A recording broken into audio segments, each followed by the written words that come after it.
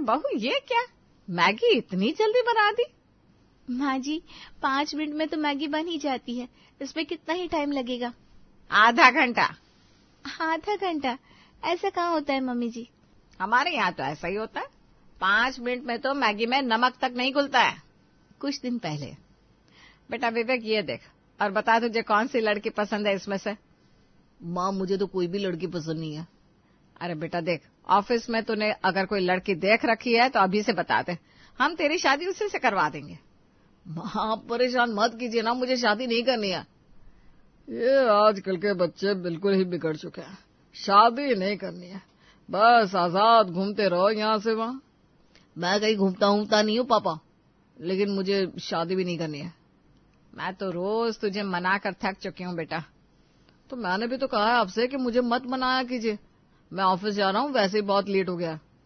विवेक office के लिए निकलता है, तभी उसे मिसेस गुप्ता रास्ते में मिलती है। अरे विवेक बेटा कहाँ जा रहा है?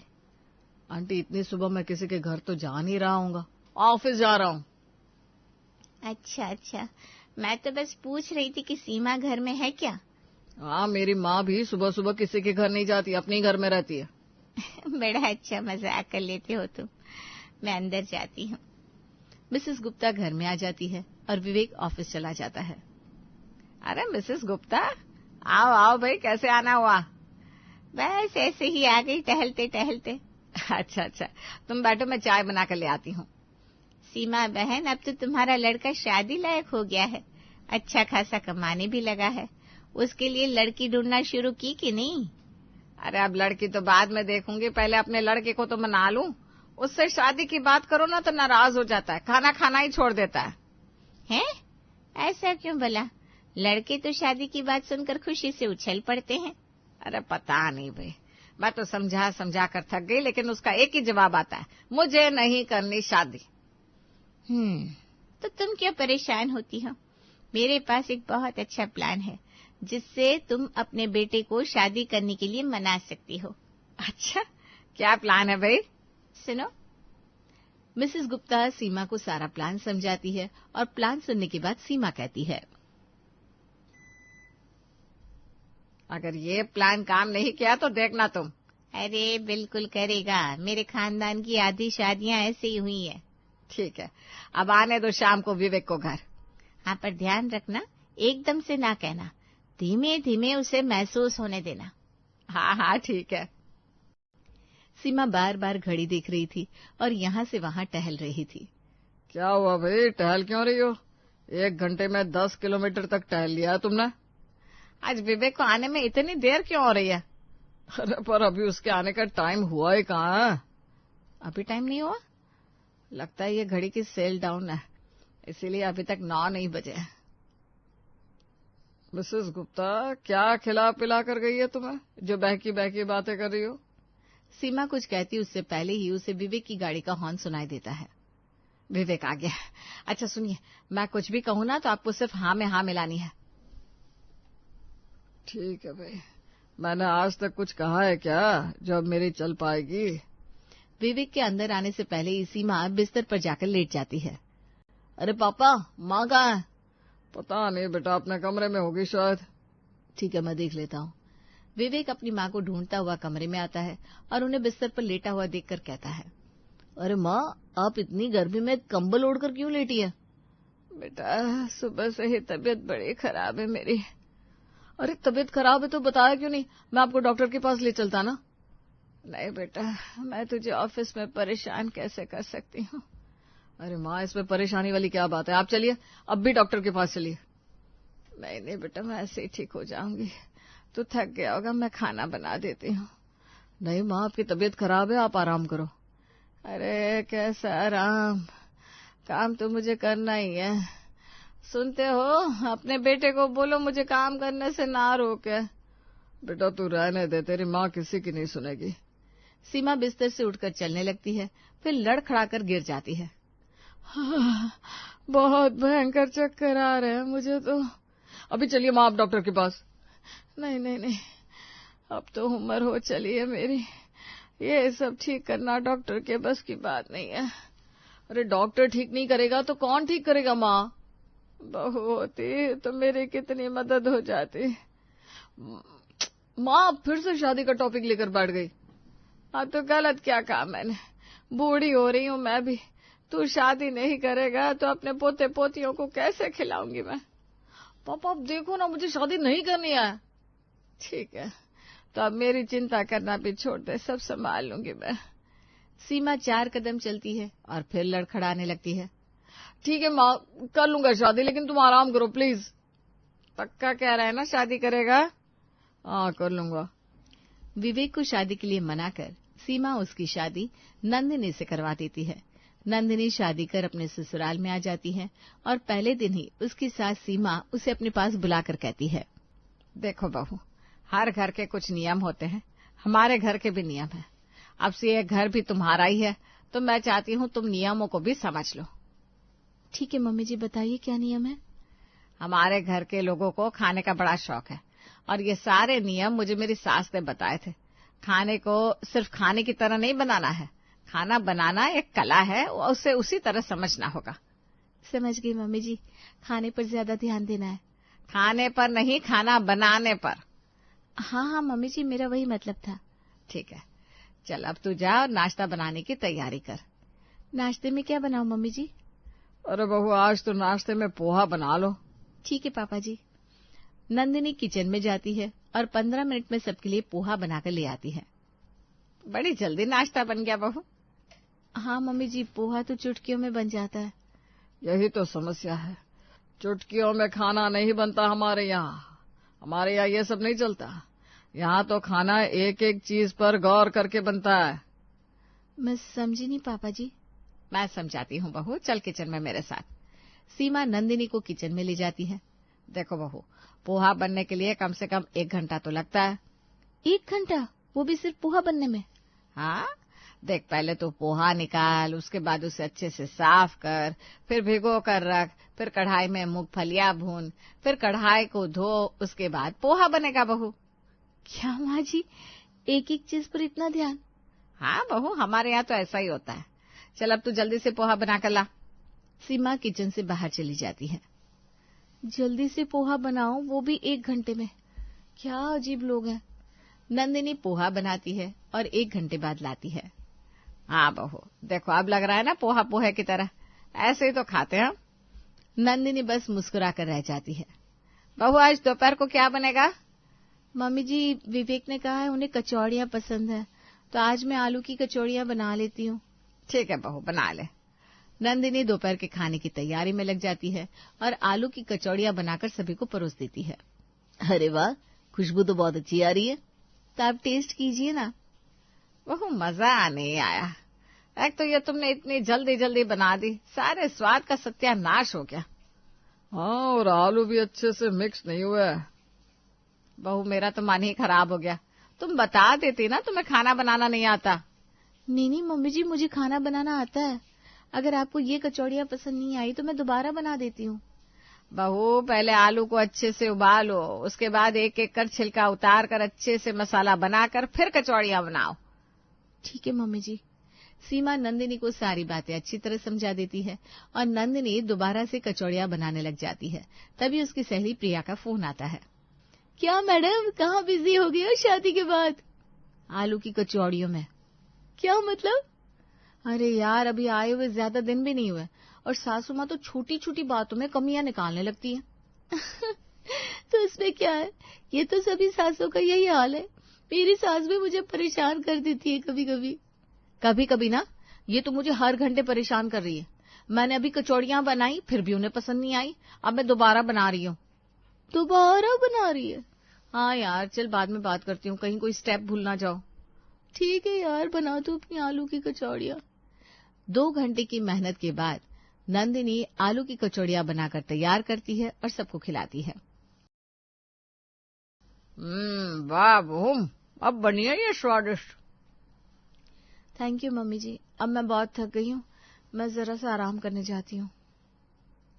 नंदिनी अपने कमरे में जाने वाली थी कि उसकी सास ने उसे टोका।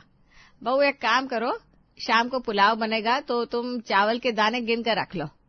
क्या कहा? दाने गिन कर रखूं? लेकिन कैसे? पुलाव के लिए चावल चाहिए या खेलने के लिए? बहू हमारे यहाँ ऐसा ही होता है, तुम चावल गिन लेना। नंदिनी किचन में जाती है और चावल गिनने लगती है। इतने सारे चावल गिनना मेरे बस का नहीं है। वो अपनी सहेली प्रिया को फोन लगाती है। अरे वाह, क्या बात है, आज टाइम ही टाइम है तुम्हारे पास। टाइम नहीं है यार, मेरी सास ने कहा शाम को पुलाव बनाएगा तो चावल गिन कर रख लो। अब तू ही बता, ये पॉसिबल है क्या? तू एक काम कर, अपने हिसाब से चावल निकाल और जब सास पूछे तो कहना चावल बराबर है, वो चाहे तो गिनकर चेक कर ले। वाह क्या बात है, तूने तो आज मेरी जान बचा ली। नंदिनी चावल निकालकर अपने कमरे में आ जाती है और उसके लेटते ही सास कमरे में आती है। कुछ चाहिए मम्मी जी आपको? नहीं नहीं बेटा, मुझे कुछ नहीं चाहिए। मैं तो ये देख रही हूँ आज तुमने अपनी बेडशीट को अच्छे से साफ नहीं किया है। ये तो साफ ही है ना पहले से। अरे नहीं नहीं, अभी से लो और छत पर धूप में झाड़ कर आओ। क्या मम्मी जी, अभी? हाँ बहू, हमारे यहाँ ऐसा ही होता है। ठीक है मम्मी जी। नंदिनी बेडशीट लेकर ऊपर जाती है और तेज धूप में झाड़ कर नीचे आती है। देखो अब लग रही है ना साफ। जी मम्मी जी।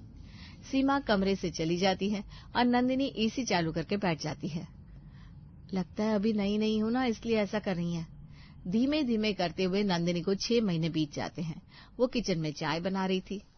बहू अब तो तुम्हें इतना टाइम हो गया है, अभी तक चाय बनानी नहीं आई? ये क्या है, तुमने बस 10 मिनट में गैस बंद कर दी। तो फिर क्या करूं मम्मी जी, चाय तो उबल चुकी है। अरे नहीं बहू, इतनी जल्दी चाय अच्छी नहीं बनती। इसे अभी 10 मिनट और अच्छे से उबालो, फिर देना सबको। लेकिन मम्मी जी। अरे भाई हमारे यहाँ ऐसा ही होता है, बनाओ तुम चाय। नंदिनी चाय को उबालने लगती है और चाय लेकर विवेक के पास आती है। विवेक उठ भी जाओ ना बिस्तर से, मुझे ये बेडशीट धूप में झाड़ कर आनी है, नहीं तो मम्मी जी फिर कुछ कहेंगी। ठीक है हट जाता हूँ भाई। नंदिनी बेडशीट लेकर कमरे से निकलती है, तभी उसकी सास उसे आवाज देती है। बहू मेरी पूजा की तैयारी हुई कि नहीं? जी मम्मी जी, पूजा की थाली सजा दी है और मंदिर में रंगोली भी बना दी है। अच्छा इधर तो आना बहू। अभी आई मम्मी जी। बहू देख ये क्या है? पूजा की थाली है मम्मी जी। अरे वो तो मुझे भी दिख रही है, लेकिन तुम ये देखो तुमने इसमें कितने फूल रखे हैं? 5 फूल। इसमें 10 फूल रखने चाहिए तुम्हें। ठीक है मम्मी जी। अरे अरे अभी रुको, ये रंगोली देखो, इसमें से 4 पत्ती बाहर आ रही है जबकि 8 पत्ती बाहर होनी थी। मैं दोबारा बना देती हूँ मम्मी जी। वो तो बनानी ही पड़ेगी। नंदिनी दोबारा से रंगोली बनाती है और उसका ये काम 1.5 घंटा चल जाता है। बहू अब क्या सारा दिन उसी में लगी रहोगी? बाहर भी आ जाओ। जी मम्मी जी अभी आई, बस हो गया। अरे आज तो मेरा मन हलवा खाने को हो रहा है। अभी कह देती हूँ बहू से, वो बना देगी। अरे उसे कहाँ बनाना आएगा हलवा? अरे मैं बताऊंगी ना उसे कैसे बनाना है। अच्छा ठीक है फिर। नंदिनी। जी मम्मी जी, आपने बुलाया? हाँ बहू, इन्हें हलवा खाना है, तू सूजी निकाल और उसे धीमी आंच पर आधे घंटे भूनकर उसका हलवा बनाना। ठीक है मम्मी जी। सीमा नंदिनी को काम बताकर रसोई से चली जाती है और नंदिनी की सहेली उसे फोन करती है। क्या कर रही है तू आजकल? दिखती नहीं है, ना स्टेटस पर ना मैसेज में। अरे तू मेरे घर आना, मैं दिखूंगी तुझे अपने किचन में। क्या हुआ, क्या बना रही है अब? सूजी का हलवा, वो भी आधे घंटे तक भूनना है। आधे घंटे में तो हमारे यहाँ खा पीकर बर्तन भी धुल जाते हैं। अरे यहाँ ऐसा थोड़ी ना होता है, हमारा घर है ये, यहाँ सब अलग होता है। इतना भी क्या नाटक करना यार। सच में मेरे पैर तो दर्द कर जाते हैं किचन में खड़े खड़े। अभी घर की झाड़ू भी नहीं लगी है और ये हलवे की फरमाइश आ गई। तो तू अपनी सास से बोलना ये बात। क्या बोलूं, उनसे कुछ कहूं तो कहती है हमारे यहाँ तो ऐसा ही होता है। बहू बहू, सूजी भून गई है, अब उसमें पानी डाल लो। चल यार बाय, मुझे बहुत काम है। नंदिनी फोन रख देती है और उसकी सास किचन में आती है। बहू आज तो विवेक की भी छुट्टी है, आज तुम आलू का पराठा बना लो। आलू का पराठा बनाते बनाते मेरा तो दम निकल जाएगा आज। फिर बनेगा दम आलू का पराठा। बहू सुन भी रही हो कि नहीं? जल्दी से झाड़ू लगा लो और फिर पराठे की तैयारी करो। जी मम्मी जी, सुन लिया मैंने, बनाती हूँ आकर। नंदिनी घर की झाड़ू लगाने लगती है, तभी उसके ससुर जी आकर टोकते हैं। बहू तुम्हें पता तो है कि झाड़ू ऐसे नहीं लगाई जाती, अच्छे से नीचे बैठकर झाड़ू लगाओ। वो पापा जी, मुझे पराठे भी बनाने हैं, इसलिए जल्दी जल्दी झाड़ू लगा दी। अच्छा ये बात है तो ठीक है, जाओ पराठे बनाओ। बहू आलू उबाल लिए तुमने? उबालने जा रही हूँ मम्मी जी। ठीक है बहू, ध्यान रखना आलू का पराठा फटे ना, अच्छी तरह आराम से बनाना और सब एक ही साइज के बने। कुछ भी बनाने जाओ पहले इनके नियम लागू हो जाते हैं। घर का कोई काम करो पहले इनकी सुनो। इस घर को घर जैसा तक रहने ही नहीं दिया इन्होंने। नंदिनी क्या बड़बड़ाए जा रही हो? विवेक आप तो ऐसे पूछ रहे जैसे आपको कुछ पता ही ना हो। फिर भी तुम बताओगी तो अच्छे से समझ पाऊंगा। विवेक मैं कोई भी काम करती हूँ तुम्हारे मम्मी पापा मुझे आकर बताने लगते हैं काम ऐसे होगा काम वैसे होगा। अरे मुझे काम आता है पर हर काम में रोक टोक कौन करता है?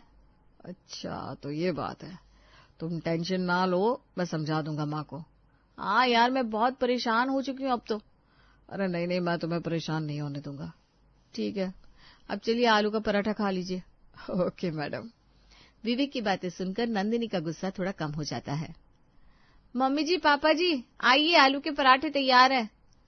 बहू पराठे तो ठीक है लेकिन रायता कहाँ है? माँ जी दही नहीं है ना, अभी बाहर से मंगवा कर फिर रायता बना देती हूँ। बहू ध्यान से देखो, फ्रिज में दही रखा हुआ है और हाँ उसे पहले हाथ से मथ लेना, उसके बाद रायता बनाना। लेकिन माँ जी मशीन से जल्दी हो जाएगा। अरे बहू हाथ से दही मथ लेगी तो अच्छा स्वाद आएगा रायते में। चल अब जल्दी से रायता बना कर ले आ। ठीक है मम्मी जी। लेकिन माँ अब बिना रायते के भी पराठे खा सकती हो ना? लेकिन बेटा आज तक कभी ऐसा हुआ है क्या पराठे के साथ रायता ना हो? वही तो कह रहा हूँ माँ, एक दिन रायता नहीं खाएंगे तो कुछ बिगड़ नहीं जाएगा। नहीं बेटा हमारे यहाँ ऐसा नहीं होता। बस इसीलिए माँ मैं शादी नहीं करना चाहता था। क्या मतलब? मतलब ये कि अपने घर के इन्हीं रीति रिवाजों की वजह से, इन्हीं हरकतों की वजह से किसी की शादी चलती नहीं है। अब चाहे ताऊ जी के घर में देखो चाहे चाचा जी के घर में। तो क्या बोल रहा है, तुझे समझ में भी आ रहा है? पापा मुझे सब समझ में आ रहा है। वो तो अच्छा है कि मुकुल भैया अपनी वाइफ को लेकर घर से चले गए, नहीं तो उन्हें भी छोड़कर चली जाती भाभी। अरे वो सब तो इसलिए चलेगी क्योंकि उन्हें रिश्ते निभाने नहीं आते। पापा मम्मी नंदिनी आप लोगों से कुछ कहती नहीं है, इसका मतलब ये नहीं कि वो परेशान नहीं है। आपने कभी उससे पूछा कि वो किस तरह से काम करना चाहती है? अरे विवेक जी आप ये क्या कह रहे हैं? बस नंदिनी बहुत हो गया। अरे हमारे घर में क्या होता था क्या नहीं, क्या होता चला आया है, इसे नंदिनी से क्या। अब ये घर नंदिनी का भी है तो उसे रहने दीजिए अपने हिसाब से। बहू तूने क्या जादू कर दिया है मेरे बेटे पर जो वो मुझसे ऐसे बातें कर रहा है? माँ आपको अभी भी समझ में नहीं आ रहा मैं क्या कहना चाहता हूँ? अरे सब समझ रही हूँ। बहू ने मेरी शिकायत की होगी तुझसे। नंदिनी को शिकायत करने की क्या जरूरत है? वो चाहती तो मुझे छोड़कर जा सकती थी। आजकल कोई भी इतना कंट्रोल में रहना पसंद नहीं करता। तो क्या बोले जा रहा है? बस करो सीमा, विवेक सही कह रहा है। अब बारी हमारे बदलने की है। आप लोग बदलो या ना बदलो लेकिन मैं अब इस घर में पहले के जैसा कुछ भी नहीं होने दूंगा। विवेक की बात सुनकर उसकी माँ और पापा चुप रह जाते हैं और नंदिनी मन ही मन मुस्कुराने लगती है।